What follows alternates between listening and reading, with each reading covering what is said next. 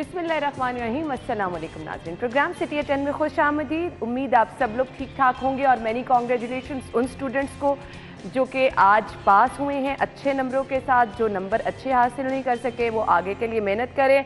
9th class के नताइज का board के बाकायदा ऐलान कर दिया गया है। 43.7 जो है 27 कामयाबी की रेशो है। डिटेल में मैं अभी आपसे थोड़ी देर में डिस्कस करती हूँ रिजल्ट क्या आया है, लेकिन इसके साथ साथ शहर में जो बाकायदा तौर पर मुहिम का आगाज़ हो रहा है जी कोविड के हवाले से, वो मैं आपको बताती चलूँ जी। 5 से 12 साल की उम्र के जो बच्चे हैं उन्हें भी अब वैक्सीनेशन लगेगी कोरोना से बचाव की। तो ये स्टेप उठाया गया है, आपको बता रहे हैं जी। इससे पहले स्कूल्स में भी बच्चों को वैक्सीनेशन लगाई जा रही थी और अब जी बाकायदा तौर पर इस मुहिम का आगाज़ किया जा रहा है कि 5 से 12 साल के जो बच्चे हैं उन्हें भी वैक्सीनेशन लगाई जाएगी और कोरोना से महफूज बनाने के लिए इकदाम किए जाएंगे। बाकायदा तौर पर वैक्सीनेशन मुहिम का आगाज़ हो रहा है जी। 9,64,000 बच्चों को हिफाजती इंजेक्शन लगाए जाएंगे। इस मुहिम के तहत महकमा सेहत के 12,000 एहलकार इस मुहिम में हिस्सा ले रहे हैं और इस मुहिम का आगाज़ किया जा रहा है। 210 टीमें तश्कील दी गई हैं और बच्चों को वैक्सीनेशन लगाई जाएगी। और अब प्रोग्राम का बाकायदा आगाज़, हमारा पहला सेगमेंट एक दिन एक नेकी।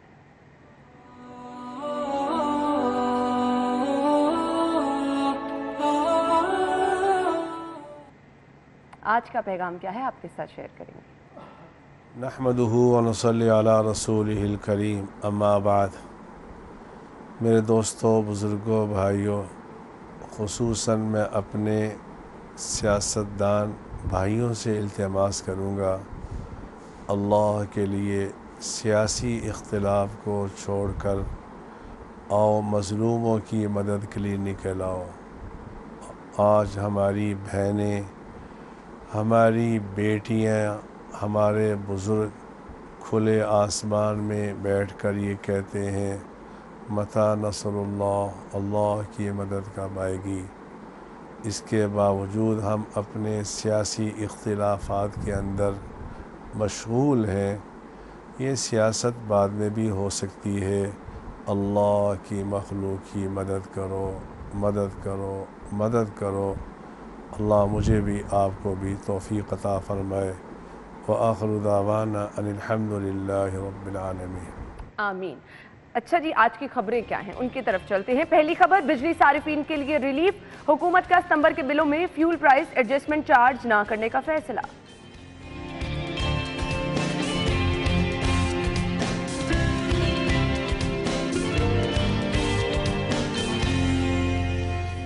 डेंगू पर कंट्रोल चैलेंज बन गया। 1,764 मकामात से लार्वा बरामद।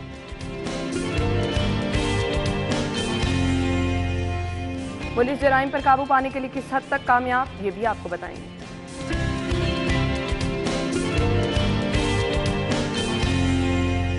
चलें जी, देर आयत दुरुस्त आयत। सब्सिडी वाले आटे के पॉइंट्स पर सप्लाई की तस्दीक और चेकिंग का फैसला भी किया गया है।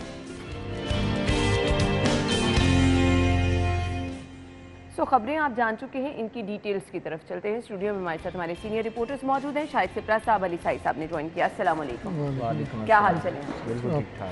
अच्छा जी, अब पहली खबर की तरफ आ जाते हैं और खबर हमारे पास है जी बिजली सारिफिन के लिए रिलीफ। नेपरा ने जुलाई में 4 रुपये 34 पैसे फी unit fuel price adjustment charge करने की मंजूरी दी थी। हुकूमत ने वसूली से रोक दिया है। अब इस तरह की हर रोज़ खबर आती है, एक दिन रिलीफ दिया जाता है, एक दिन वापस ले लिया जाता है। सो अब जहां पर ये रिलीफ दे, मैं तो कहती हूँ अब रिलीफ वो नहीं रह जाता जिस तरह से बिजली महंगी हो चुकी है। शायद सिप्रा साहब। बिस्मिल्लाहिर्रहमानिर्रहीम। देखें, ये बात तो आपने बिल्कुल ठीक की है कि रिलीफ अगर गवर्नमेंट देना चाह रही थी तो बेस टैरिफ में देते, जो चंद रोज़ कबल जिसका मैंने जिक्र किया था कि अब कम से कम यूनिट जो है तकरीबन 14 रुपये का हो गया और मैक्सिमम यूनिट्स 33 रुपये तक जा पहुँचा है, उसमें रिलीफ देती। लेकिन वो चूँकि IMF की शराइत हैं, बिजली महंगी करनी है, तो उसकी वजह से वो उधर चले गए। अब ये क्या है कि ये माह जुलाई में जो लोगों ने बिजली इस्तेमाल की है, उस वक्त चूँकि लोड शेडिंग जब होती थी और उस वक्त जनरेशन बढ़ाई गई फर्नेस ऑयल पे, LNG पे, और उसका गैप जो आया, नेपरा ने मंजूरी दी कि 4 रुपये 34 पैसे सितंबर के बिलों में वसूल किया जाए। 13 सितंबर को एक मीटिंग होती है, उसमें इस बात का फैसला किया जाता है कि अब ये माह सितंबर के बिलों में फ्यूल प्राइस चार्जेस जो माह जुलाई के हैं ये वसूल नहीं किए जाएंगे। अब इसमें क्लियर नहीं है, इसमें सिर्फ है कि not to be charge in September.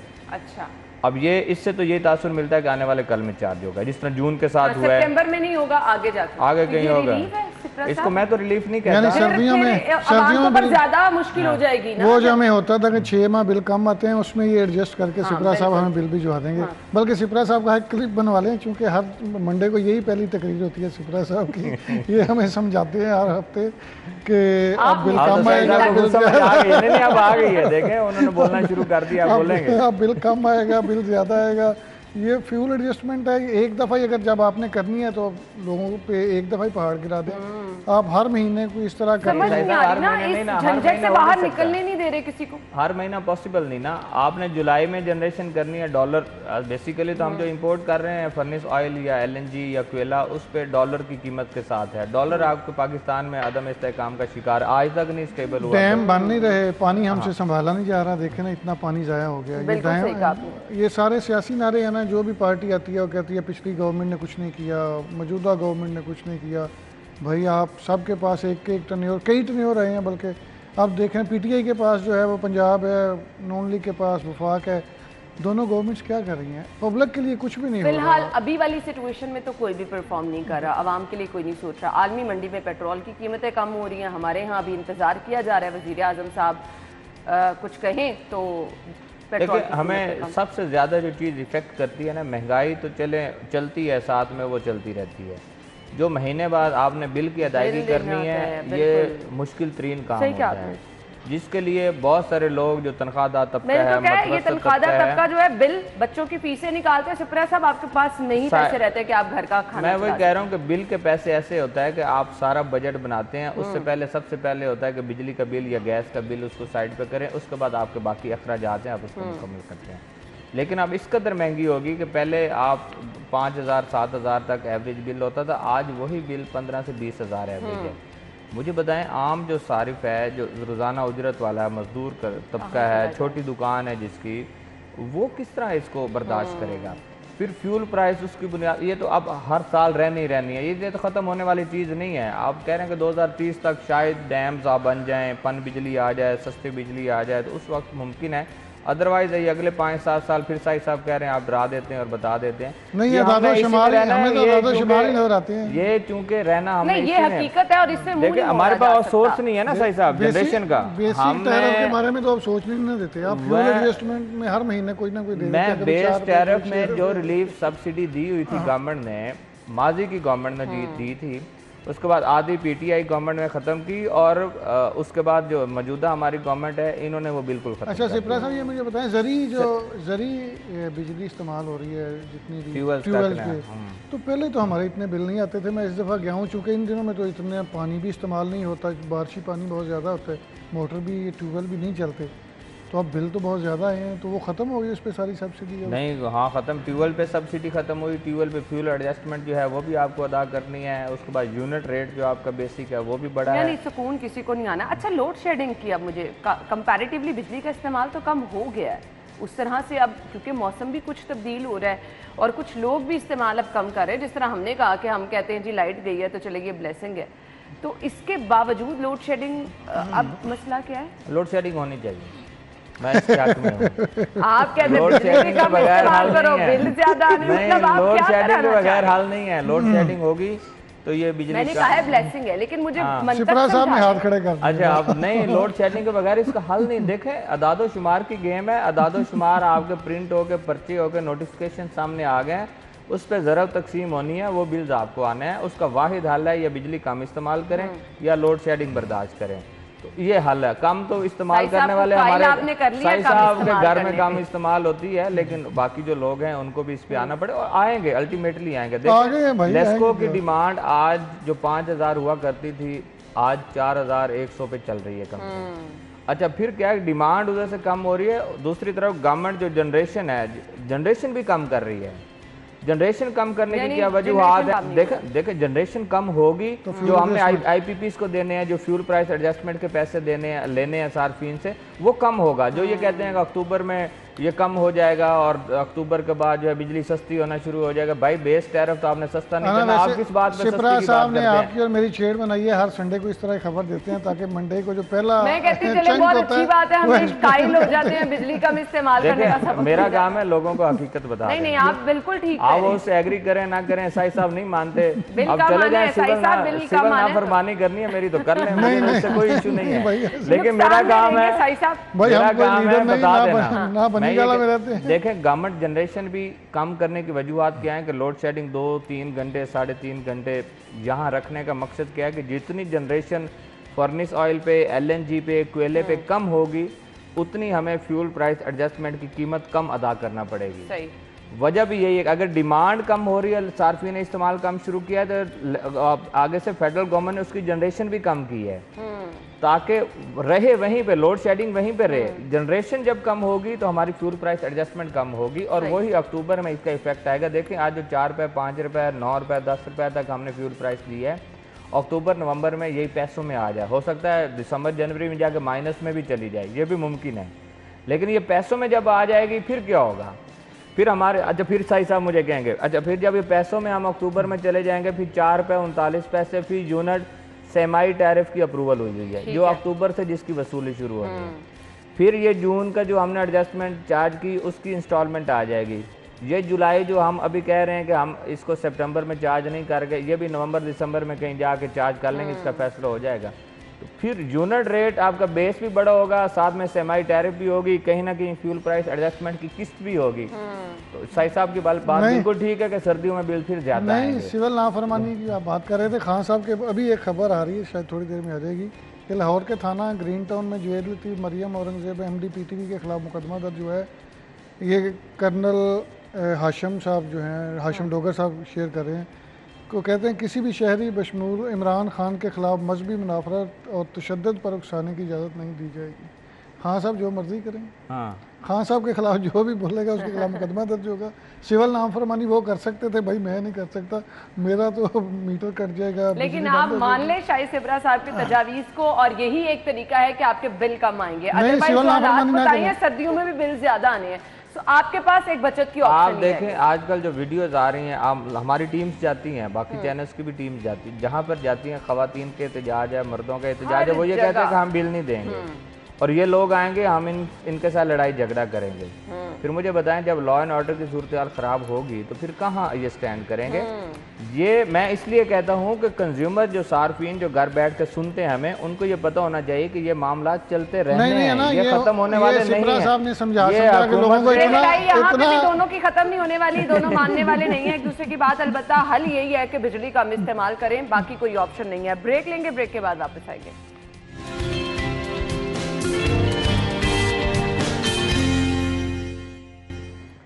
Welcome back. खबर हमारे पास है जी, सेकंड हम डिस्कस करने वाले हैं डेंगू पर कंट्रोल नहीं हो रहा। आपके साथ हम हर रोज़ शेयर करते हैं कि किस तरह से डेंगू के मरीजों की तादाद में इजाफा हो रहा है। इसके साथ अब आपके पास ऑप्शन क्या है कि आपने कार्रवाइयाँ तेज़ करनी है, आपने चेक एंड बैलेंस रखना है, आपके पास डेंगू कंट्रोल अमला भी मौजूद है, टीमें भी आपकी फील्ड में दावा आप ये कर रहे हैं कि जा रही हैं। बावजूद इसके जी 1764 मकामात हैं जहां से लार्वा बरामद हुआ। जब तक आप बैठ के मीटिंग्स नहीं करेंगे, रिजल्ट्स नहीं देखेंगे, रोज़ाना की बुनियाद पर रिपोर्ट्स नहीं ली जाएंगी। मुझे याद है जी सुबह के टाइम टीमें निकलती थी 7-8 बजे का, जो हमारा 7 बजे का बुलेटिन होता था, उसमें तमाम मीटिंग के बाद चीज़ें शेयर कर दी जाती थी कि इतने मकामात से बरामद हुआ है, इतने मकामात पर जो है चेकिंग की गई, FIR की गई, रेड टैग लगाए गए हैं गेट्स के बाहर जहां कहीं से लार्वा बरामद हुआ है, और इसके साथ साथ बताया जाता था कि लोगों को वार्न कर दिया गया है। ऐसा कुछ नहीं हो रहा। शाहिद शिप्रा साहब आपने सारा बता तो दिया है, अब मैं उस पर क्या कमेंट करूं। बात यही है कि इस तरह की कोई कैंपेन चलती है तो आवाम को मोटिवेट करने के लिए आपकी जो गवर्नमेंट इदारे हैं, रियासती इदारे हैं, वो मुतहरिक हों, वो कुछ अवेयरनेस दें तो लोग उस तरफ जाते हैं। अदरवाइज़ हमारी आवाम माजरत के साथ वो खुद तो उन्होंने कुछ करना नहीं होता। हाँ लड़ाई झगड़ा करवा लें, हुल्लड़बाजी करवा लें, इस तरह के मामलात करने हों, कहीं एक्सीडेंट हो जाए वहाँ खड़े होना हो, टाइम ज़ाया करना, वो कर सकते हैं। अदरवाइज़ अपनी सेहत के लिए या अपने मफाद आमा जिसमें पब्लिक का इशू हो, पब्लिक का फ़ायदा हो, उसके लिए हमने कुछ नहीं करना होता।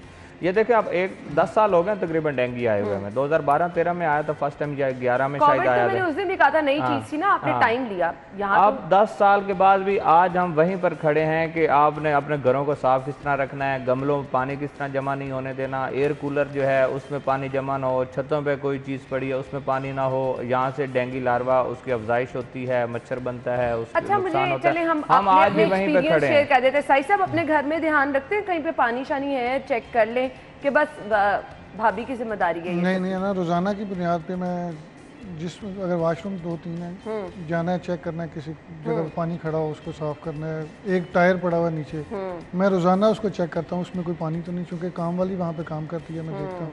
मैं तो अपनी जिम्मेदारी पूरी करता हूँ। बाहर गमले लगे हुए हैं घर के, मैं कोशिश करता हूँ कि उतना पानी लगे जितना उनको ज़रूरत है, पानी खड़ा ना हो। ये सारी चीज़ें हैं सोसाइटी की करने की, लेकिन जो गवर्नमेंट के करने की हैं वो भी देख लें। अगर तो इस पे कोई वज़ीर आला फोकस करेंगे तो चीज़ें बेहतर होंगी, कोई मिनिस्टर जो हैं वो इस पे फोकस करेंगे तो बेहतर होंगी। अगर आप ब्यूरोक्रेसी पे छोड़ देंगे तो वो तो अच्छा, माजी में वैसे वज़ीर आला ही फोकस करते थे, आपके महकमा सेहत के सरबराहान ही फोकस करते थे, वही यही बताने लगा हूँ कि वो तब चीज़ें आपने देखा कि ये पहले साल चूँकि जब कोई नई वबा आती है तो उसको जज करने में, देखने में टाइम लगता है। वो 2 साल में उन्होंने कंट्रोल कर लिया। ख्वाजा इमरान नज़ीर ने बड़ी मेहनत की, ख्वाजा सलमान रफ़ीक ने बड़ी मेहनत की, लेकिन अब तो देखा सियासतदान इसमें कोई नज़र ही नहीं आते। जो वज़रा हैं, जो वज़ीर आला हैं, ब्यूरोक्रेसी पे छोड़ा हुआ है। ब्यूरोक्रेसी के पास, अब कमिश्नर के पास तो कई मामलात हैं, वो उनका PRO एक ख़बर जारी कर देगा कि उन्होंने ये विज़िट किया। एक वो रवायती सा विज़िट करते हैं, तस्वीरें बनती है तो वो सारे सोशल मीडिया पे, सारे मीडिया पे चल जाएंगी। लेकिन देखना ये है कि अवाम कहाँ पे सफ़र करती है, सीएम साहब क्यों नहीं चीज़ें कंट्रोल नहीं हो रही। क्या सेहत आमा सीएम साहब की प्रायोरिटी में शामिल नहीं है? लगता तो नहीं है। देखिए अवाम के जितने मसाइल हैं और जितनी चीज़ें चल रही हैं, वज़ीर आला पंजाब का मेरा ख्याल में उस तरफ नहीं है। देखिए महंगाई को देख लें, इतवार बाज़ार, मॉडल बाज़ार का आप देख लें, वहाँ क्या है, सब्जियों की, फलों की कीमतों के मामले से देख लें, और उसके बाद अब ये तो बुनियादी सेहत का मसला है। इसमें आपके सूबे का सरबराह ही अगर एक्टिव नहीं, तो साई साहब की बिल्कुल बात ठीक है कि निचली सतह पर वो नहीं एक्टिव होंगे। कमिश्नर साहब या DC साहब अगर निकल कर 2-3 मकामात को चेक भी कर लेते हैं, कहीं से लार्वा बरामद भी हो जाता है, आप उस पर FIR दे दें या रेड जोन करार दे दें, उस वहीं पे रहेगा। बात करने का मकसद ये है कि ये आज से 2-3 महीने पहले जिस तरह टीमें मुतहरिक होती थी, डेंगू स्क्वाड बनाए जाते थे, आपको शहर में जो डेंगू की वो छोटी व्हीकल्स थी या मोटर बाइक्स थी वो आपको नज़र आती थी, वो चीज़ें अब नहीं नज़र आती। वो दोबारा उनको मुतहरिक कौन करेगा? जब आपके सूबे का सरबराह मुतहरिक होगा, वो बताएगा कि हमने लोगों की सेहत का ख्याल रखना है और ये वबा फैल रही है, इस पर काबू पाना है। अदरवाइज आप रहें कि कमिश्नर और DC है तो उनकी भी जिम्मेदारी, लेकिन ये उस वक्त तक नहीं होता जब तक ऊपर से निचली सतह पर आए, क्योंकि हमारे अवाम का भी रवैया उसी तरह, और उन्हीं अवाम में से ये हमारे ऑफिसर्स हैं, वहीं से पड़ता है, सख्ती करनी पड़ती है। रह गई बात माजी में, अगर हम देखें टाइल शॉप्स की, शायद सिप्रा साहब बाकायदा चेक, मैं अब श्रीलंकन टीम आई थी, मैं उसके साथ, मेरी ड्यूटी थी जितने दिन वो यहाँ पर रही, मैं कहता हूँ कि वो लोग जिस तरह काम करते थे हम उसका 1% भी नहीं कर पाते। वो टायर शॉप्स में किस तरह चेक करते थे, वो आपके जो नाले हैं इनमें किस तरह चेकिंग करते थे, सैम्पलिंग किस तरह करते थे, और उसके घरों में घुसकर छतों पे अंदर जाकर किस तरह चेक करते थे, हम उसका 1% भी नहीं करते। लेकिन उस वक्त चूँकि उन टीम्स के साथ बाज़ औक़ात हमारे उस वक्त के वज़ीर आला पंजाब जो अब प्राइम मिनिस्टर हैं शहबाज शरीफ साहब, ये उनके साथ हुआ करते थे। प्रायोरिटी यही थी कि हमने लोगों की सेहत को बचाना है, लोगों की जिंदगियों को बचाना है। नहीं, मुझे उस वक्त होता थे लोग के जो CSO थे वो बताते थे कि सुबह सुबह सबसे पहले मीटिंग ही डेंगू की होती थी और बाकायदा तौर पे 1.5 घंटा मीटिंग चलती थी रोज़ाना की बुनियाद पे, ताकि लोगों को इस मर्ज से बचाया जा सके। अब तो ग्रोथ हो चुकी है, ये है प्रिकॉशनरी मेजर लेने चाहिए ना, आपको बर वक्त इस पर काम करना चाहिए। अब तो कोई फ़ायदा ही नहीं, अब तो मच्छर जो है वो बन चुके हैं, बिल्कुल ऐसे ही है, ऐसे। अच्छा नहीं, हम तो सुबह सुबह दिन का आगाज करते थे कि जी फलां जगह पर 0 पीरियड क्लास में स्कूल्स में रखा गया है, फिर वॉक का एहतमाम किया जा रहा है, फिर फलां जगह पर चेकिंग की जा रही है, फलां जगह पर टीमें जा रही हैं, चेक कर रही हैं। तो जब तक ये चीज़ें दोबारा से नहीं होंगी, एक्टिव नहीं होंगे, इस तरह से केसेस भी बढ़ते जाएंगे। अस्पतालों में एक बार फिर से हम देख रहे हैं डेंगू के पेशेंट बहुत ज़्यादा हैं। सेकेंडली एक रिक्वेस्ट ये है कि प्लीज़ डेंगू टेस्ट की सहूलत जो है इसको आम करें, सस्ता करें। प्राइवेट लेबॉर्ट्रीज इस वक्त 2-2 हाथों लोगों को लूट रही हैं और लोग टेस्ट भी करवाएं। देखें अगर कैसे टेम्परेचर कराए ना, अब लोग जाके टेस्ट की कीमत पूछते हैं, परेशान होकर बैठ जाते हैं, कोई टेस्ट नहीं कराता। अब ये भी नहीं पता कोविड का करवाना है, डेंगू का करवाना है या टाइफाइड हो गया। बिल्कुल ऐसे ही है। हाँ, मलेरिया भी है साथ सर में। यही तो प्रॉब्लम है ना, और ऊपर से टेस्ट की कीमत भी इतनी ज्यादा है कि कोई डरता 2-3 टेस्ट इकट्ठे करवा भी नहीं सकता ना। तो ये मुख्तस किसने करनी है? दैट इज माय पॉइंट कि मैंने तो कहा रिक्वेस्ट कर रही हूँ मैं कि ये भी कीमतें जो है चेक एंड बैलेंस। ये हमारी रिक्वेस्ट होना है, ये हमारे जो सरबराहान बैठे हैं उनको नहीं पता कि आवाम की बात करनी है। नहीं, जब मुझे डेंगू हुआ था कि हम लोग बैठ कर रिक्वेस्ट करें। सिप्रा साहब को भी डेंगू हुआ है, सिप्रा साहब को अब हुआ है, मुझे तब भी हुआ। सर वो डेंगू से महफूज है, वो कोरोना से महफूज है, उनको कुछ करने की जरूरत नहीं। तब उस वक्त के वज़ीर आला ने सारी चीज़ें इंप्लीमेंट करवाई थी, रेट फिक्स किए थे और मामूली सा रेट था जो आपका टेस्ट का था। उसके बाद चूंकि चीज़ें बदलती गई, फिर तब्दीली आ गई, फिर सोशल मीडिया पे शोर मचेगा, हम इस तरह की बात करेंगे। तब्दीली आने के बाद चीज़ें ख़राब हो गई हैं, उस तरह की मॉनिटरिंग नहीं रही जिस तरह की होनी चाहिए थी, जिस तरह का हमें वो चीज़ें इलेक्शन से पहले दिखाई गई थी कि हम ये भी करेंगे, ये भी करेंगे, उस तरह ये कर नहीं पाए। और आप देख लें, सेहत के मामला ख़राब हो गए, एजुकेशन के मामला ख़राब हो गए, लॉ एंड ऑर्डर की सिचुएशन ख़राब हो गई। कोई मामला ठीक नहीं है, यहाँ पे सब चीज़ें ख़राब हैं। जराइम की सूरत हाल शहर में क्या है वो भी आपके साथ डिस्कस करेंगे। ब्रेक लेंगे और ब्रेक के बाद आके आपको वापस बताएंगे कि पुलिस क्राइम कंट्रोल करने में किस हद तक कामयाब है, और ये जो नाकामी हम कह रहे हैं इसकी पसे पर्दा वजूहात क्या है वो भी आपके साथ शेयर करेंगे। स्टे विद अस।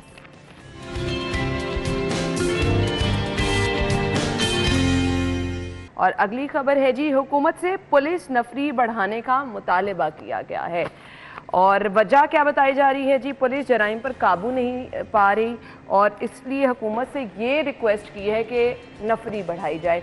साई साहब क्या गारंटी है कि फिर जराइम पर काबू पाया जाएगा?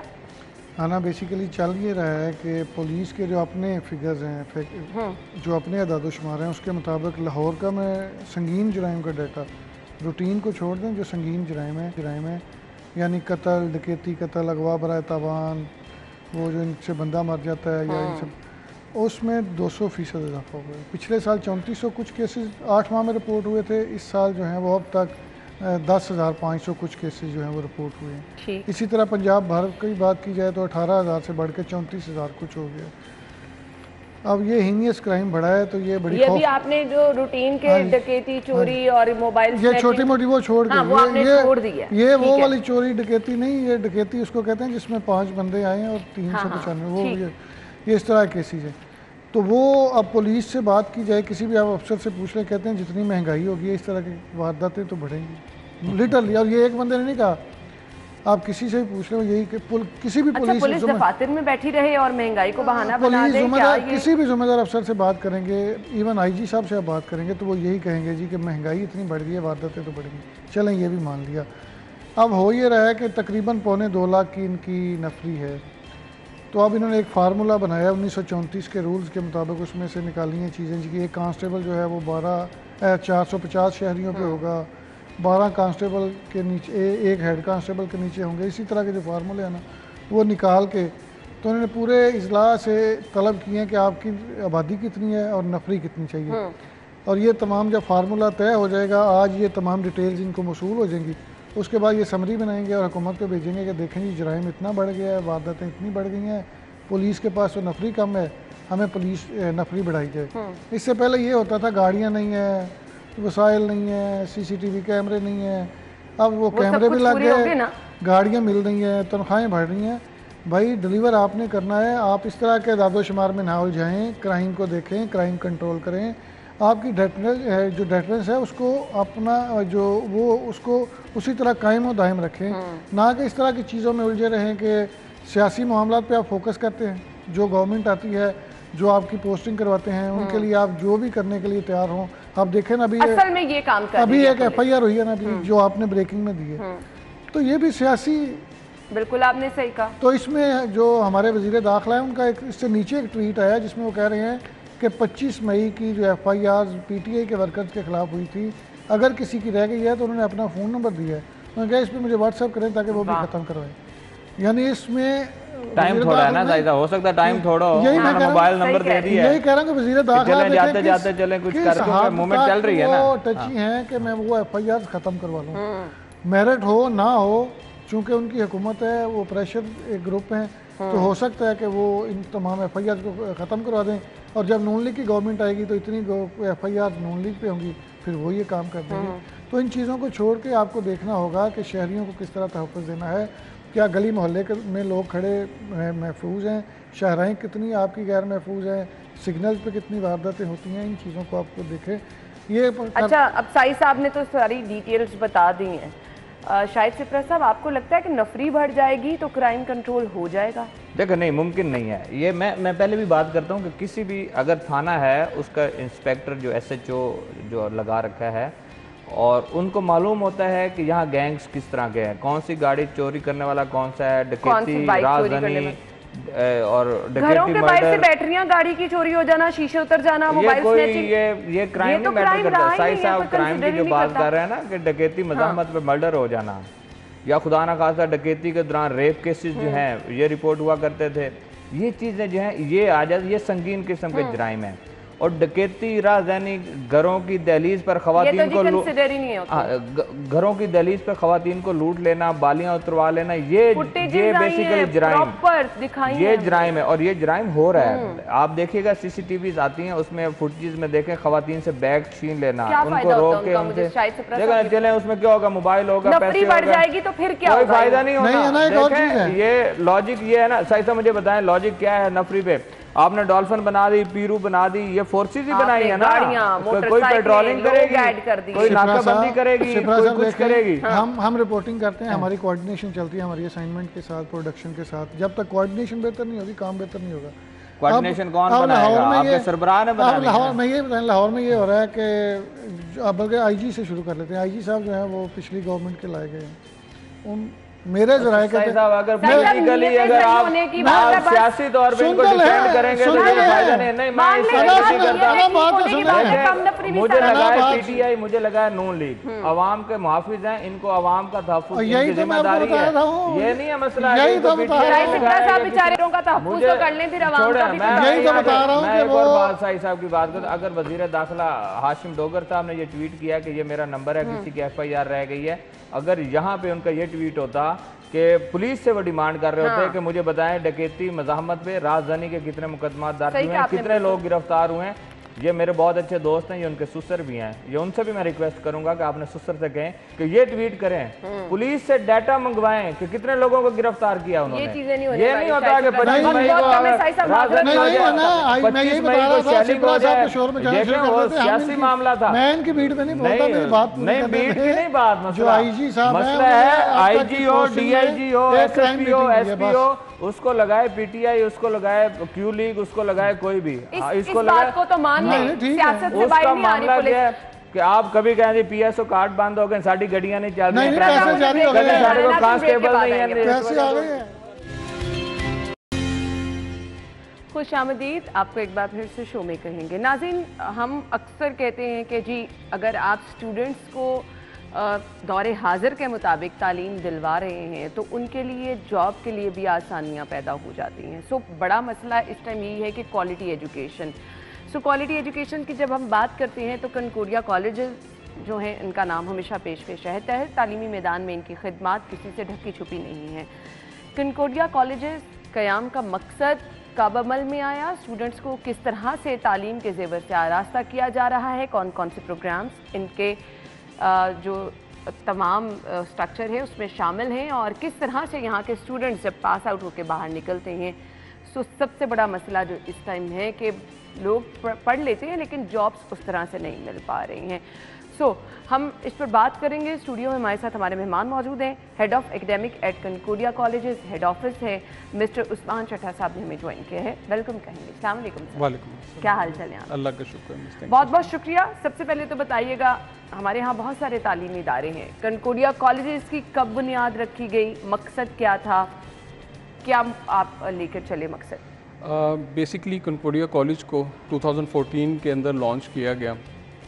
ऑल्दो बहुत सारे इदारे उस टाइम मौजूद थे जो कॉलेज लेवल पर तालीम दे रहे थे। सिंस बीकन हाउस ऐसा ग्रुप था जो कि स्कूलिंग के अंदर और बाकी एजुकेशन सेक्टर में एक पायनियर की हैसियत भी रखता है और बहुत एक्सपीरियंस्ड स्कूल लेवल पे वो चल रहा था।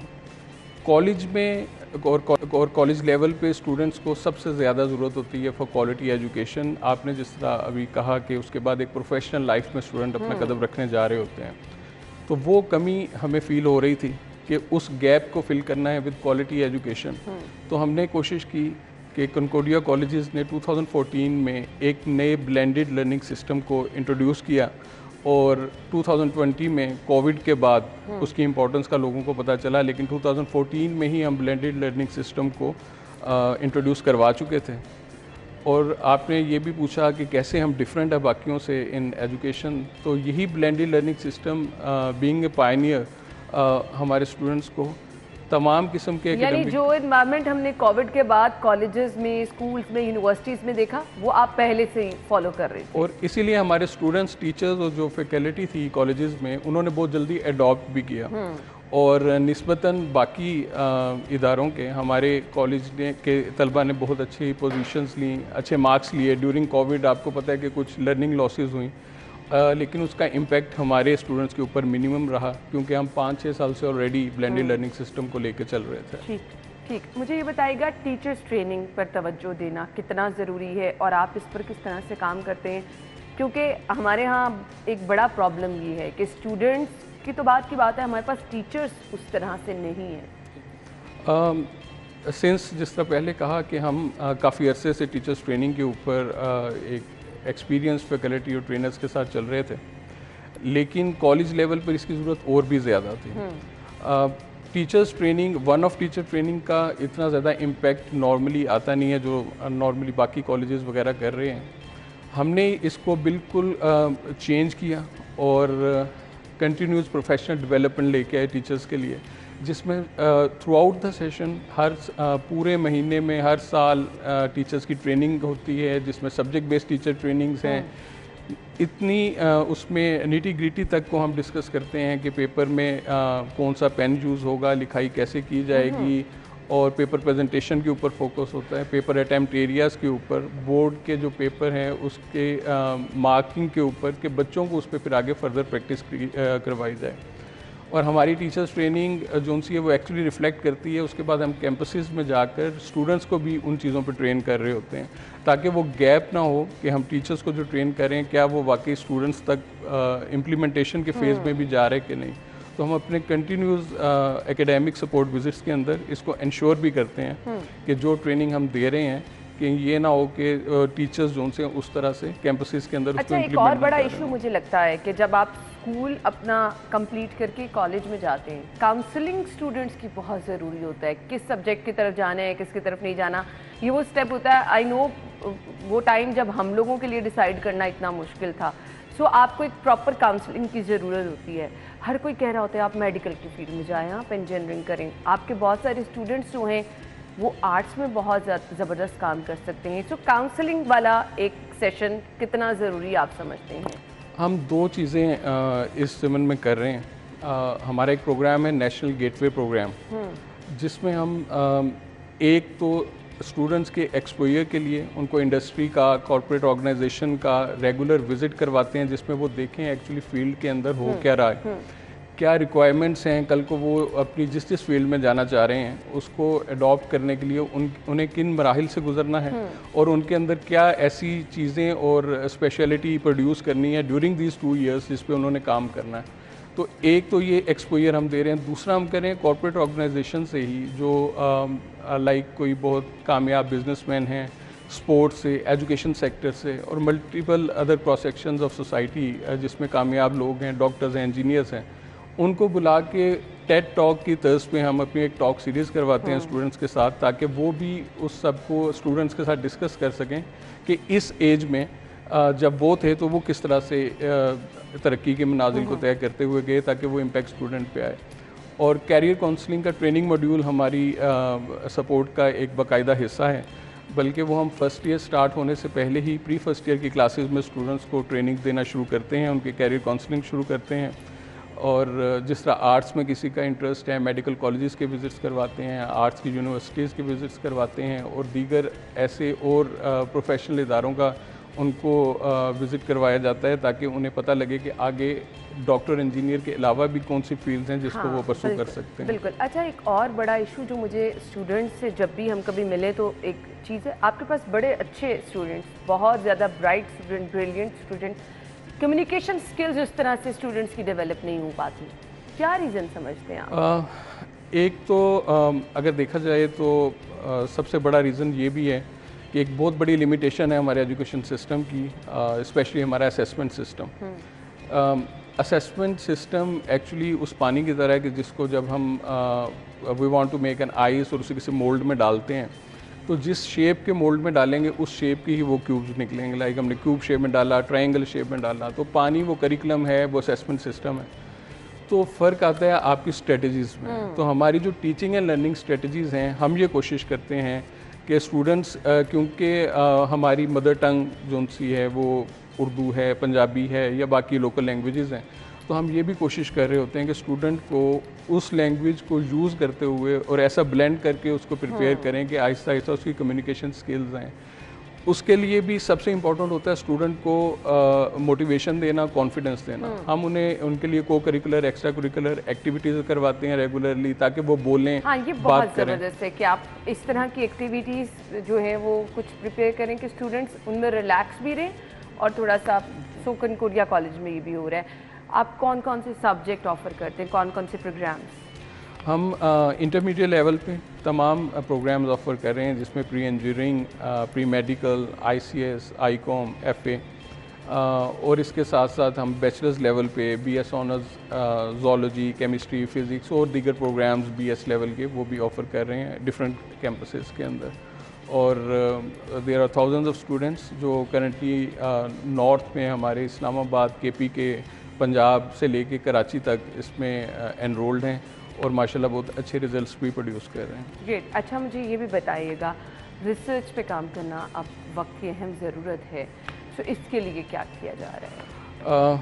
फिर ये हमारे एजुकेशन सिस्टम का एक बहुत बड़ा फ्लॉ है। मैं ये कहूँगा कि अगर आप देखें कि साइंटिफिक रिसर्च को एक साइड पे रखें, एजुकेशनल रिसर्च का ये अलमिया है कि जो प्रैक्टिशनर्स हैं वो रिसर्चर्स नहीं हैं और जो रिसर्चर्स हैं वो प्रैक्टिशनर्स नहीं हैं। तो आर्टिकल्स लिखना और ऐसे फैंसी किस्म के कॉलम्स लिख देना वो आसान है, लेकिन जो असल हमें इसको रिसर्च के प्रॉब्लम को सॉल्व करने के लिए सबसे पहले पाकिस्तान के कॉन्टेक्स्ट को समझना होगा और उस कॉन्टेक्स्ट के मुताबिक और प्रैक्टिशनर्स को पेश आने वाले मसाइल के मुताबिक हमें कोशिश करनी है कि उनको रिजॉल्व करें। हम एज ए कनकोडिया कॉलेज क्या कर सकते हैं कि हम अपने स्टूडेंट के अंदर क्रिटिकल थिंकिंग, रीजनिंग और इन सब चीज़ों को इनकलकेट करने की कोशिश कर रहे हैं ताकि वो कल को रिसर्च की फील्ड के अंदर अच्छा परफॉर्म कर सकें। कुछ ऐसे क्विज प्रोग्राम वगैरह होते हैं कि बच्चे की मेंटल असेसमेंट भी देखी जाए, उन्हें थोड़ा सा एक्टिव किया जाए, टाइम टू टाइम एक हेल्दी एक्टिविटी भी हो जाए और स्टूडेंट्स जी हम subject based, general knowledge, scientific, इस तरह के ऑनलाइन क्विजेस बताया, क्योंकि हमारा ब्लेंडेड लर्निंग सिस्टम है, LMS मौजूद है,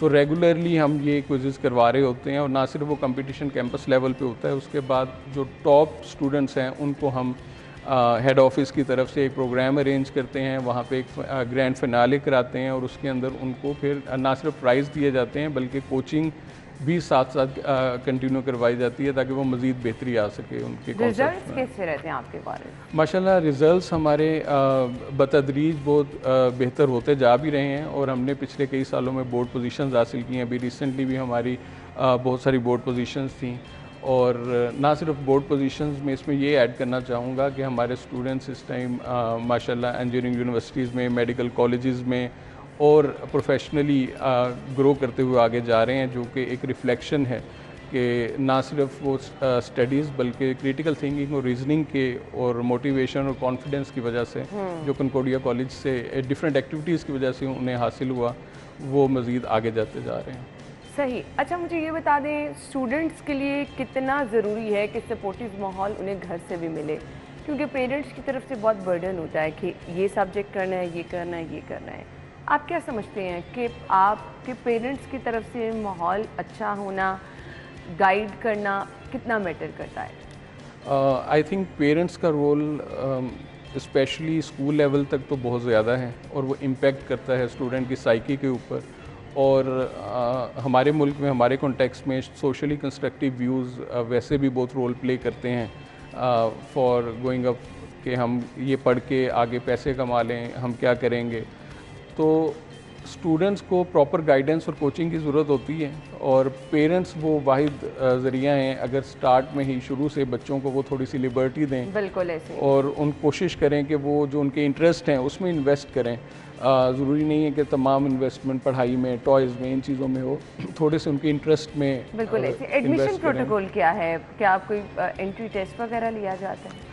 जी, हमारे एडमिशन टेस्ट है, और ना सिर्फ हम बल्कि स्टूडेंट्स को एडमिशन, ओपन एडमिशन भी दे रहे हैं। उसके अलावा स्कॉलरशिप्स हैं जो कि टैलेंट बेस्ड स्कॉलरशिप हैं। जो अच्छा परफॉर्म करते हैं स्टूडेंट्स, उनके लिए हमारी स्कॉलरशिप्स बड़ी अच्छी हैं। और क्योंकि हम बिलीव करते हैं यूनाइटेड नेशन के उस एजेंडा पे कि एजुकेशन फॉर ऑल, तो हमारी कोशिश होती है कि मैक्सिमम स्टूडेंट्स जो अच्छा परफॉर्म कर रहे हैं उनको उसमें स्कॉलरशिप दें। बाकी हमारे एडमिशन टेस्ट होते हैं, लिमिटेड सीट्स होती हैं, और काफ़ी ज़्यादा कंपटीशन भी होता है। लेकिन ये है कि जो एंट्री टेस्ट हम लेते हैं उसमें हमारा फोकस भी यही होता है कि वो स्टूडेंट आगे हैं जिन पे हम काम करें, तो वो सोसाइटी के लिए एक अच्छा एडिशन हो, और हम उस पर मेहनत भी करें, तो at least we can give something back to the society as well. जो टीचर्स आपके पास हैं या कोई बनना हिस्सा चाह रहे हैं, कोई टीचर कनकोडिया कॉलेज का, तो क्या आपके पास उसके लिए क्या आपका प्रोटोकॉल है अगर कोई ज्वाइन करना चाह रहे हैं? एक तो हमारी जो क्वालिफ़िकेशन की रिक्वायरमेंट है, डेफिनेटली वो हो। दूसरा, उसके अंदर करेज हो, एम हो कि उसने सिर्फ एजुकेशन को ना सिर्फ स्टूडेंट्स के लिए एक अच्छे तरीके से पेश करना है, अच्छा प्रेजेंटेबल तरीके से रिज़ल्ट्स बेहतर बनाने हैं, लेकिन ये उसका एम हो कि उसने ओवरऑल एजुकेशन की बेहतरी के लिए, इस मुल्क की बेहतरी के लिए अपना रोल प्ले करना है। क्योंकि कनकोडिया कॉलेजेस का मोटो भी ये है कि हमने और हमारी कोर वैल्यूज़ का हिस्सा है एथिक्स, मोरालिटी और वैल्यूज़, तो हम वो भी ऐड कर सकें, ना सिर्फ अच्छे स्टूडेंट्स पैदा करें बल्कि हम वो स्टूडेंट्स भी प्रोड्यूस कर सकें जो अच्छे ह्यूमन बींग्स भी। बिल्कुल, बहुत ज़बरदस्त चीज़ है। फ्यूचर प्लान्स क्या हैं? एक तो हम माशाल्लाह काफ़ी सारे कॉलेजेस और कैंपसेस हमारे थ्रू आउट पाकिस्तान तेज़ी से खुलते जा रहे हैं। There are about 50 to 55 campuses right now from KPK, federal, Punjab, Balochistan and Sindh. आगे के फ्यूचर प्लान्स इसके साथ हमारे ये भी हैं कि हम अपने स्टूडेंट्स के लिए करैक्टर बिल्डिंग वर्कशॉप्स लेके आ रहे हैं, ताकि एक अच्छी तालीम के साथ साथ उनको एक अच्छा कैरेक्टर भी मिले। और आजकल 21वीं सदी जैसे जैसे आगे बढ़ती जा रही है, तो पेरेंट्स का भी एक ये कंसर्न बड़ा रेज़ होता जा रहा है कि अब हमारे जो स्टूडेंट्स हैं, बच्चे हैं, उनके अंदर जो उनकी वैल्यूज़ और एथिक्स हैं उसमें प्रॉब्लम्स आ रहे हैं, तो उसको भी साथ यानी वो जो हम तालीम के साथ तरबियत का फुकदान कहते हैं उसको अब देखा जा रहा है कि साथ साथ आपको आदाब भी सिखाए जाएं, तरबियत भी बेहतरीन की जाए। थैंक यू सो मच, बहुत बहुत शुक्रिया आपके वक्त के लिए, बहुत शुक्रिया। नाज़रीन, हमें जाना है एक ब्रेक की तरफ। ब्रेक होगी, ब्रेक के बाद हम शो में दोबारा हाजिर होंगे, हमारे साथ ही रहिएगा।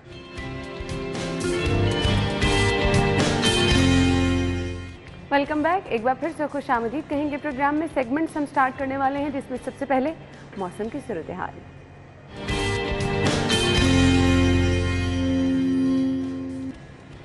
अच्छा जी, मौसम कंपैरेटिवली कुछ तब्दीली की तरफ जा रहा है। शाम को आपको गर्मी की शिद्दत कुछ कम लगती है, लेकिन जैसे दिन का आगाज़ होता है मौसम बेहतर होता है और दोपहर में अक्सर आपको हब्स बहुत ज़्यादा फील होना शुरू हो जाता है।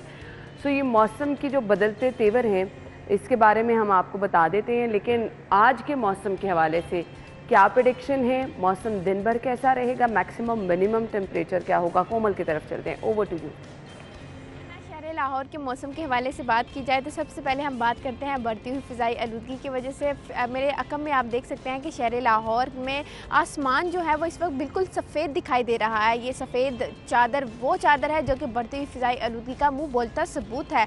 माहिरीन की जानिब से दावे तो बहुत से किए जा रहे हैं, महकमा माहौलियात की जानिब से भी, कि फ़िज़ाई आलूदगी पर काबू पाया जा रहा है, काबू पाया जाएगा। मौसम सरमा से पहले जो है वो मुकम्मल तौर पर फ़िज़ाई आलूदगी पर काबू पा लिया जाएगा। लेकिन हम देख सकते हैं कि शहर लाहौर रोज़ रोज़ फ़िज़ाई आलूदगी के गहरे शिकंजे में आ रहा है और आज भी लाहौर आलूदा तरीन शहरों की फहरिस्त में दूसरे नंबर पर आ चुका है। लाहौर के AQI के हवाले से बात करूं तो लाहौर का AQI इस वक्त जो है वो 172 रिकॉर्ड किया जा रहा है, जो कि बहुत अलार्मिंग सिचुएशन है शहरियों के लिए। इसलिए जो है वो शहरियों को बार बार तकीद की जा रही है कि बैरूनी सरगर्मियों से ख़ास तौर पर एहतियात करें, क्योंकि ये फ़िज़ाई आलूदगी जो है ये जानलेवा साबित हो सकती है। मौसम के हवाले से बात करूँ तो हवाओं का सिलसिला जो है वो वक्फे से जारी है। कभी ये हवाएं जो है वो गर्म मरतूब महसूस होती हैं, तो कभी ये जो है वो ताज़ा हवाएं ठंडी महसूस होती हैं। तो मौसम की जो है वो मिले जुले मौसम का रुझान आज शहर लाहौर में देखने में आ रहा है। दर्जा हरारत जो है वो तकरीबन 33 डिग्री सेंटीग्रेड रिकॉर्ड किया जा रहा है। माहिरीन की जानिब से बताया जा रहा है कि आइंदा 24 घंटों के दौरान शहर लाहौर में बारिश के हवाले से कोई भी पेशगोई नहीं की जा रही और ना ही कोई इम्कानात जो हैं वो आज मौजूद हैं कि शहर लाहौर में बारिश पड़ेगी। कम से कम दर्जा हरारत 26 रहेगा, जबकि ज़्यादा से ज़्यादा जो है वो 36 डिग्री तक जाएगा। हवा में नमी का तनासुब 35% है, जबकि हवा की रफ्तार 5 किलोमीटर फी घंटा के हिसाब से रिकॉर्ड की जा रही है। और माहिरीन की जानिब से ये भी बताया जा रहा है कि जूं जो है वो दिन का आगाज़ हो रहा है तो हवाओं का सिलसिला, शुमाल मगरबी हवाओं का सिलसिला जो है वो मज़ीद तेज़ भी हो सकता है, जिसके बाद जो है माहिरीन की जानिब से ये भी बताया जा रहा है कि सूरज और बादलों के दरमियान आज आइंदा 24 घंटों के दौरान जो है वो आंख मिचौली का सिलसिला जारी रहने वाला है, जिसके बाद जो है मौसम बेहतर भी हो सकता है और मौसम जो है वो गर्म भी रह सकता है। लिहाजा माहिरीन शहरियों को यही हिदायत कर रहे हैं कि अपनी हिफाजत को यकीनी बनाएं। परिंदों के लिए पानी का जो है वो इंतज़ाम किया जाना चाहिए घरों की छतों पर, बालकनियों में। और पौधे भी जो हैं वो हवाएं ना चलने की वजह से काफ़ी ज़्यादा जो है मुरझाए हुए हैं, क्योंकि जब हवाएं चलती हैं तो ऑटोमेटिकली पौधों में भी जान नज़र आती है। ठीक है जी, थैंक यू सो मच। कोमल हमारे साथ मौजूद थी, मौसम की सूरत हाल आपने बताई कोमल। और कोमल भी यही कह रही हैं कि जी एक तो अभी मौसम में कुछ वाज़े तौर पर पता नहीं चल रहा, कभी गर्मी हो जाती है, कभी मौसम में कुछ बेहतरी आती है। सो आगे चल के मौसम में हमें तब्दीली तो नज़र आएगी, लेकिन बारिश के फ़िलहाल इम्कानात नहीं है।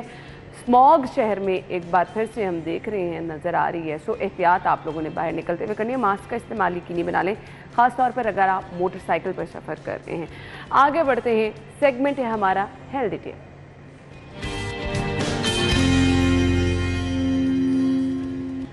आपको हम टिप्स देते हैं, टोटका बताते हैं, चीज़ जो आपके घर में मौजूद है। नीम का इस्तेमाल आज हम आपको बताएंगे आपकी सेहत के लिए कितना मौसर है, खून साफ़ करता है। ऑल्दो जो लोग इस्तेमाल करते हैं बहुत कड़वा होता है इसका इस्तेमाल अगर किया जाए, लेकिन आपकी सेहत के लिए बहुत ही ज़्यादा फ़ायदेमंद है। सबसे पहले खून साफ़ करता है जी, और इसके साथ साथ अगर जिल्द के अमराज हैं, बहुत सारे लोग जो कहते हैं ना चेहरे पर पिंपल्स इशू हैं, सो नीम का इस्तेमाल अगर वो भी करें तो ये उनका मसला हल हो जाएगा। बालों की जड़ों को मजबूत करता है।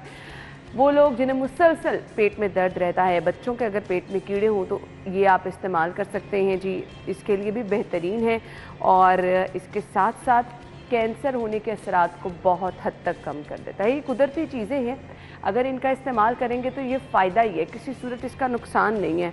फिर इसके साथ साथ डायबिटीज़ के जो पेशेंट हैं उनका शुगर लेवल कंट्रोल रहता है, और अगर आप पहले से इस्तेमाल कर रहे हैं तो बहुत कम इम्कानात हैं कि आप शुगर के मर्ज़ में मुब्तला हो सके। अगर आप शुगर पेशेंट हैं तो फिर ये हो सकता है कि जी आपका शुगर लेवल मेंटेन रहता है, खुश्की का ख़ात्मा होता है, और बालों के लिए भी बहुत ज़्यादा मौसर है अगर आप इस्तेमाल इसका कर रहे हैं। सो इसके मल्टीपल फ़वाइद क्या हैं वो हमने आपके साथ शेयर कर दिए। आप इसका इस्तेमाल रूटीन में कर सकते हैं, पाउडर की फॉर्म में भी कर सकते हैं, और इसको आप ब्लेंड करके पानी में भी यूज़ कर सकते हैं, आपके लिए बहुत ज़्यादा फ़ायदेमंद होगा। अगला सेगमेंट है माल का हाल।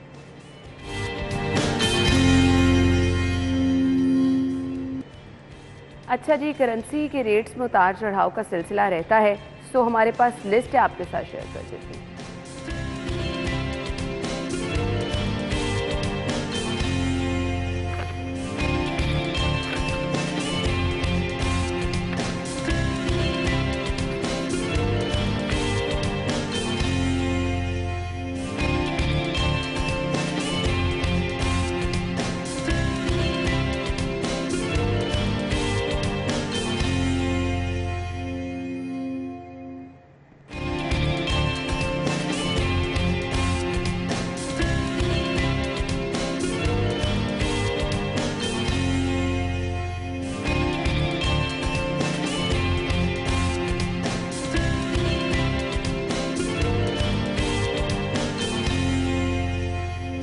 जी, तो करेंसी रेट्स तो हमने आपको बता दिए। अब हमने आपको बताने हैं मोबाइल रेट्स। अगर आपका प्लान है मोबाइल खरीदने का, पहला मोबाइल है जी ओप्पो का F17 मोबाइल, आप खरीद सकते हैं 37,999 रुपये इसकी प्राइस है।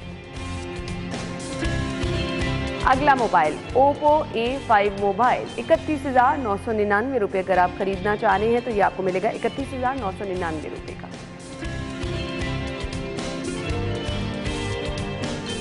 नेक्स्ट मोबाइल है जी हमारे पास ओप्पो का ही A16 मॉडल, और इसकी कीमत है 23,999। अब आ जाइए जी नेक्स्ट मोबाइल ओप्पो का A12 मोबाइल 24,999। अच्छा जी, मोबाइल के रेट्स तो हमने आपके साथ शेयर कर दिए। अब बहुत ज़रूरी है जो आपने रूटीन में चीज़ें इस्तेमाल करनी है, सब्जियों का इस्तेमाल इस टाइम आप घर में डिसाइड कर रहे होते हैं बनाना क्या है। सब्जियों के रेट आज के भाव में।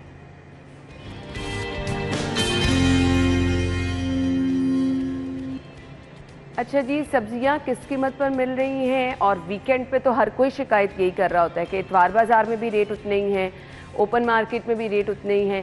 सो आज की रेट लिस्ट मंडे की क्या है? सरकारी नरखनामा जो जारी किया जाता है और ओपन मार्केट में भी। रुमेल की तरफ चलेंगे। Over to you Rumel. कीमतों में आज नुमाया कमी देखने में आई है। मुतादिद सब्जियों की कीमतों में 25 रुपए फी किलो तक कमी जो है वो वाक़या हुई है, मगर इस कमी का जो रिलीफ है वो शहरियों तक नहीं पहुंच सका है, क्योंकि शहर भर में सरकारी नुर्खनामे पर दर्ज कीमतों से ज़ायद में जो सब्जियों की फ़रोख्त है वो जारी है। सरकारी नुर्खनामे पर अमल दरामद करवाने में इंतज़ामिया मुकम्मल तौर पर नाकाम हो चुकी है। शहर भर में जो सब्जी फरोश है वो मनमाने दाम वसूल कर रहे हैं। सरकारी नुर्खनामे पर जो है वो कीमतें कुछ और हैं, मगर सब्जी फरोशों की जानिब से जो है वो ज़ायद कीमतें वसूल की जा रही हैं।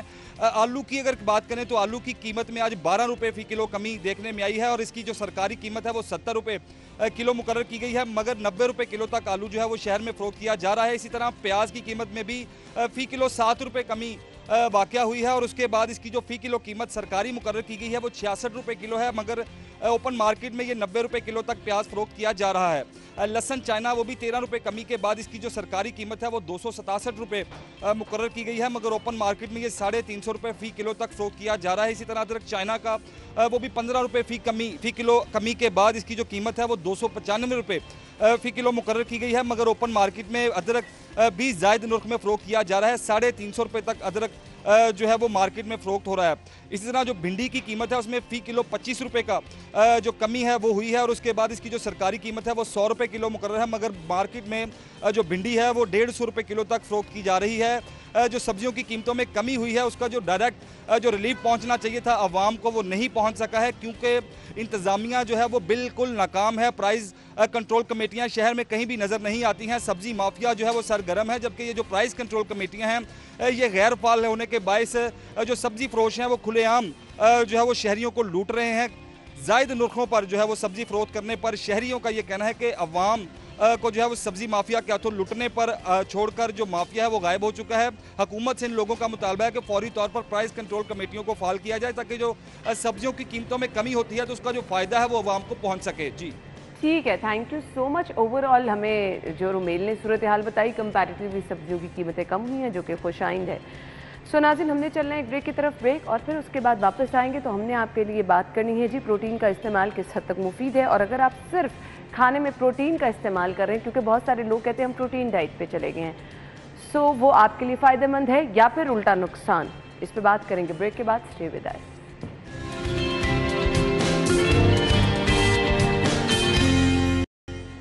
Welcome back. मतवाज़न ग़िज़ा की हम अक्सर बात करते हैं, बताते हैं कि आपको मतवाज़न ग़िज़ा आपकी सेहत के लिए कितनी बेहतर है। सो प्रोटीन का इस्तेमाल आज आपकी ग़िज़ाई पोर्शन में हम डिस्कस करेंगे कि कितनी अफादियत है प्रॉपर अगर आप प्रोटीन का इस्तेमाल कर रहे हैं, उसके फ़ायदे क्या क्या हैं।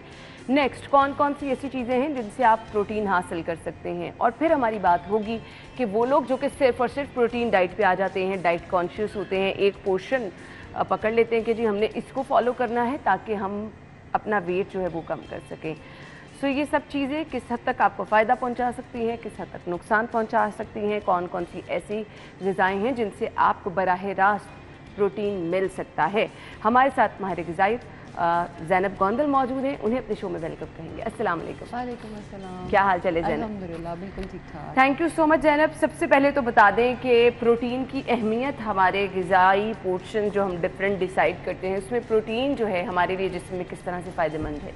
अगर हम प्रोटीन की बात करें तो ये वन ऑफ मोस्ट फेवरेट हमारा पोर्शन होता है, और हम सबको खाना बड़ा ही पसंद होता है, क्योंकि इसमें बकरे का गोश्त, गाय का गोश्त, चिकन का गोश्त, फ़िश, अंडे, दालें, सब कुछ ही आ जाता है जो हमें प्रोटीन दे रहा होता है। और अगर हम देखें हमारे जिस्म में, चाहे वो बाल हैं, चाहे हमारे नाखून हैं, चाहे हमारी स्किन है, बॉडी है, मसल्स हैं, टिश्यूज़ हैं, उनका मेकअप कराने में यानी बनने में इसका बहुत बड़ा रोल होता है।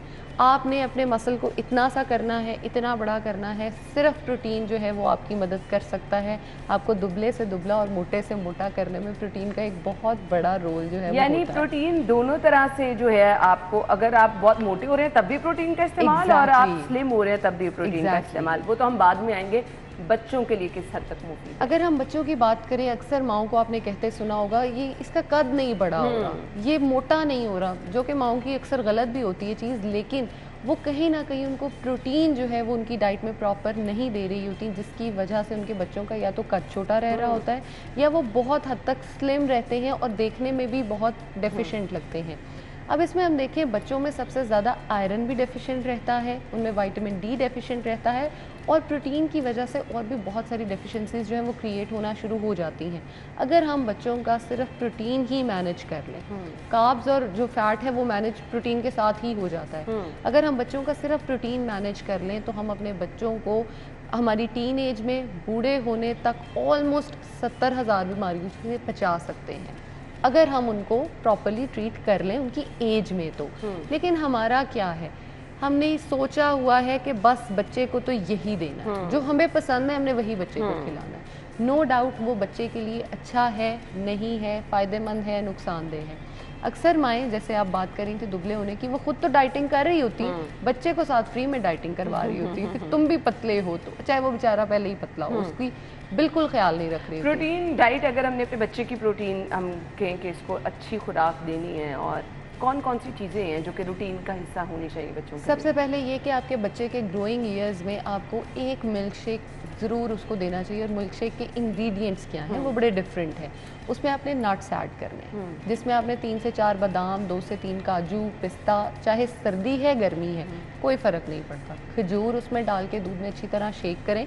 कोई फ्रूट कुछ डालने की ज़रूरत नहीं, आप ये शेक डेली बेसिस पे उसको पिलाएं, उसकी बहुत हद तक बॉडी जो है वो मैनेज होना ऑटोमेटिकली शुरू हो जाएगी। जो डेफिशिएंसीज उसमें आ रही थी, हर वक्त लेथार्जिक रहना, थके रहना, स्कूल से आया आके बैग फेंका, गिर गया, होमवर्क करने की भी हिम्मत नहीं है। क्यों नहीं है? क्योंकि आपने उसकी डाइट मैनेज नहीं की। आप ये एक शेक उसको डेली बेसिस पे स्टार्ट कराएं, आप देखेंगे कि वो कितने हद तक इम्प्रूव होता है।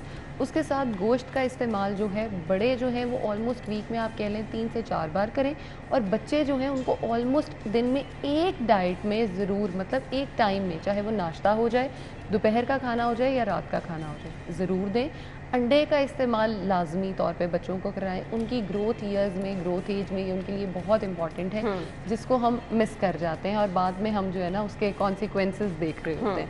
अगर हम बच्चियों में बात करें, अगर आपने प्रोटीन प्रॉपर तरीके से मैनेज नहीं किया तो उनका मेंस्ट्रुअल साइकिल जो है वो बहुत ज़्यादा डिस्टर्ब रहता है, और उसके साथ साथ उनकी शादी के बाद बहुत सारे मसले मसाइल, हार्मोनल इम्बैलेंस जो आजकल बहुत कॉमन है वो उनमें देखा जाता है। हार्मोनल इम्बैलेंस की एक सबसे बेहतरीन मिसाल ये भी होती है कि उनका वज़न कम नहीं हो रहा होता, और बाद में PCOS और इस तरह के बहुत सारे मसाइल जो हैं वो उनका शिकार हो रही होती है। अगर वो सिर्फ डेली बेसिस पे सीड साइकिल या हल्दी वाला दूध ही इस्तेमाल करना शुरू कर दें तो बहुत हद तक उनका प्रोटीन भी मैनेज होगा और वो बेहतर भी होंगी। ठीक है ज़ैनब, मुझे अब ये भी बता दें, वो लोग जो सिर्फ खाने में प्रोटीन डाइट पे आ जाते हैं वेट कम करने के लिए, क्या ये प्रैक्टिस ठीक है? ये प्रैक्टिस बिल्कुल गलत है। हमने हर पोर्शन को साथ लेके चलना है, चाहे वो फ्रूट्स हैं, चाहे वो वेजिटेबल्स हैं, चाहे आपका प्रोटीन है, चाहे आपके कार्ब्स हैं। मैंने हमेशा लोगों को कहते सुना है वज़न कम करना है, रोटी चावल तो मैंने आज से छोड़ दी। जब आप रोटी चावल छोड़ के वज़न कम करते हैं, आप चाहे 15 किलो कम कर लें, आपका 20 किलो वापस आएगा। अगर आप सिर्फ प्रोटीन पे, जैसे हम कहते हैं कीटो डाइट है हमारा, जो है वो एटकिंस डाइट आती है, हम उन पे चले जाते हैं, हमारी बॉडी में एक स्पेशल जो आप कह लें ट्रिगर हो जाता है हार्मोन, वही सिक्रीट होता जाता है, वो हमें दुबला तो लाजमी कर देता है लेकिन हमारे चेहरे से रौनक ख़त्म कर देता है। मैंने जैसे कहा, प्रोटीन काम करता है हमारे मसल्स को बनाने में, हमारी स्किन को बनाने में, लेकिन प्रोटीन को एक्टिवेट होने के लिए बाकी जो पोर्शंस हैं वो भी चाहिए। अगर आप रोटी चावल नहीं खा रहे, खाली प्रोटीन सुबह शाम खाई जा रहे हैं, आपका मसल बनना शुरू हो जाएगा, नो डाउट मसल बन जाएगा, लेकिन आपके चेहरे से खूबसूरती ख़त्म हो जाएगी। आपने अक्सर औरतों को कहते सुना होगा, जब से मैंने डाइट की है मेरे तो रिंकल्स ही पड़ गए। क्यों रिंकल्स पड़ गए? क्योंकि आपने बैलेंस डाइट नहीं ली। अगर आप बैलेंस डाइट लेती और सिर्फ प्रोटीन पे ना जाती तो वज़न भी कम होता और आपकी खूबसूरती भी बरकरार रहती। लोगों को अक्सर लगता है कि खूबसूरती जो है वो सिर्फ गोरे रंग के साथ आती है। भूरे रंग के साथ नहीं आती। अगर आप हेल्दी डाइट लें, हेल्दी जूसेस लें, हेल्दी जो फ्रूट्स आ रहे हैं, जो वेजिटेबल्स आ रहे हैं, जो प्रोटीन पोर्शन है, कार्ब पोर्शन है और फाइबर पोर्शन को भी इंक्लूड करें, फाइबर में यानी सलाद वगैरह जो भी है, अगर आप उनको डेली बेसिस पे जो है वो लेके चलें तो आपके बाल भी अच्छे होंगे, आपकी स्किन भी अच्छी होगी और आप डेली बेसिस पे एक हेल्दी लाइफस्टाइल जो है उसको भी ऑप्ट कर सकते हैं। अच्छा जी, आपने कहा प्रोटीन से बंदा मोटा भी हो जाता है, वो कैसे? प्रोटीन से बंदा मोटा ऐसे होता है कि हम सुबह दोपहर शाम सिर्फ प्रोटीन पे चल रहे हैं। कैसे? सुबह दिन में जी मेरे ट्रेनर ने कहा है 12 अंडे खाने हैं, दोपहर को जी 4 अंडों के साथ 4 बोटियाँ खानी है, रात को 4 अंडे 4 बोटियाँ। वज़न जो है आप जिस दिन आप देखेंगी ना, आपने वो अंडे कम किए या आपने अपनी जो है वो कम की, बोटियाँ कम की, सबसे पहले ये खाते हुए ही आपकी नर्व्स जो हैं उन पे आपका कंट्रोल ख़त्म हो जाएगा। उसके साथ जिस दिन आपने इसको कम करना शुरू किया अपनी डाइट में कि यार मैं अब तो 12 अंडे नहीं खा सकता, नहीं होते या गर्मी लगती है, आपकी बॉडी में उसी दिन हार्मोन सिक्रीट होगा कि जी प्रोटीन नहीं आ रहा, वो डेली बेसिस का ऑलमोस्ट आप कह लें कि ½ पाउंड वेट बढ़ाना शुरू कर देगी। और विद इन डेज क्यों फूला हुआ है? क्योंकि हमने उसको बहुत ज़्यादा मिसट्रीट किया, बहुत ज़्यादा प्रोटीन दे दिया और उसके बाद बिल्कुल हाथ खींच लिया। अब वो नहीं हो सकता। प्रोटीन का मतलब ये है कि जी अगर एक बार आप उस पर लग गए हैं तो फिर सारी ज़िंदगी आप उसके बगैर आप जिंदा नहीं रह सकते। सही सही। तो वो जिंदा आप कैसे रहेंगे उसके बगैर? और ये तो नहीं हो सकता कि आप सारा दिन ही प्रोटीन पे रहें। बिल्कुल ऐसे ही है। सो आप ज़रूरत से ज़्यादा जब भी किसी चीज़ का इस्तेमाल करेंगे वो आपके लिए नुकसान ही होगा।